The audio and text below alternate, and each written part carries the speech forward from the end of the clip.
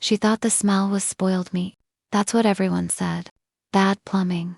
Old pipes. A neighbor who cooked too much. But one night, she saw a delivery bag leaking through the hallway carpet. And inside that bag was a human hand. Still warm. Still fresh. And addressed to her apartment. When Maya Whitfield moved into apartment for B, she thought she'd gotten lucky. Cheap rent. Quiet building. No roommates. The complex sat just outside downtown Chicago. Old brick. Narrow hallways, paper-thin walls. The kind of place where everyone minded their business. And for the first 2 weeks, everything was normal. Until the smell started. At first, it came late at night. Heavy. Metallic. Sweet in a way that made your stomach turn. Maya assumed it was trash. Then she assumed it was plumbing. Then she assumed it was the neighbor. Apartment for the man next door. His name was Leonard. Quiet. Polite. Always wore gloves. Even indoors. Week 1. Leonard only came out at night. Maya noticed it while taking out the trash. His door would open just a crack. A pale eye would peek out. Then he'd step into the hallway carrying insulated bags, the kind used for food delivery. Except, there were no logos. No restaurant names. Just black bags. He'd nod once. Never smile. Never speak. And the smell followed him like a shadow. Week 2. Packages started showing up. Always late. Always unmarked. Always left at Leonard's door. Maya once watched through the peephole as a courier dropped one off. The courier didn't knock. Didn't ring. Just placed the box carefully. Like it could break. Leonard opened the door less than 10 seconds later. As if he was waiting. The first sign something was wrong. It was a Tuesday night when Maya noticed the stain. A dark line soaked into the hallway carpet. Leading from Leonard's door. Toward the stairwell. She bent down. Touched it with her finger. Sticky. Still wet. She told herself it was meat juice. Raw chicken. Anything but what it looked like. That night, the smell seeped through her walls. Thick. Rotting. Alive. Maya gagged and covered her vents with towels. She didn't sleep. The mistake. At 2:13 a.m., someone knocked on her door. 3 slow taps. Maya froze. She checked her phone. No notifications.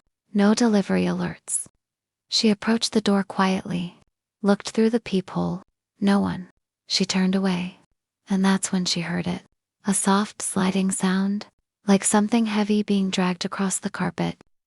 She opened the door. And saw the bag. Black. Leaking. Placed directly in front of her apartment. With a label taped to it. Her name. Inside the bag. Maya didn't scream. Shock stole her voice. She knelt slowly. Pulled the bag open just enough to see inside. And then, she vomited. A human arm. Severed clean at the shoulder. Wrapped in butcher paper. Still warm.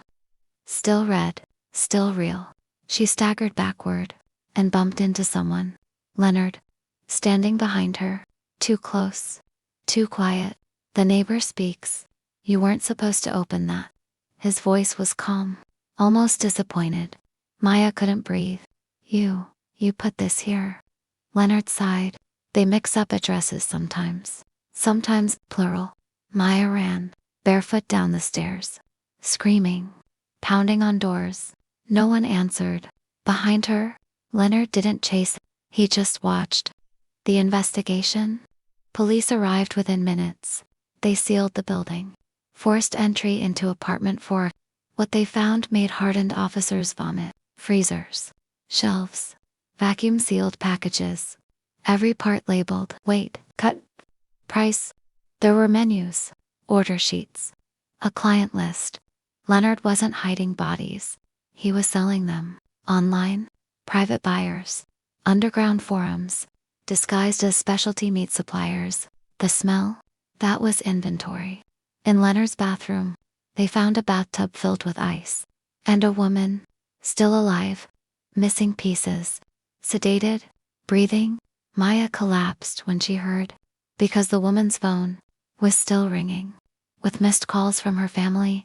Leonard had been operating for 4 years. Targeting the homeless. Runaways. Undocumented workers. People no one would look for. The building? Chosen on purpose. Thin walls. Poor tenants. Low attention. And Maya. She was almost part of his system. The delivery mistake. It wasn't an accident. He'd noticed her watching. Asking questions. He was testing her. The ending no one talks about. Leonard went to prison. The story made headlines. For a week, then it vanished.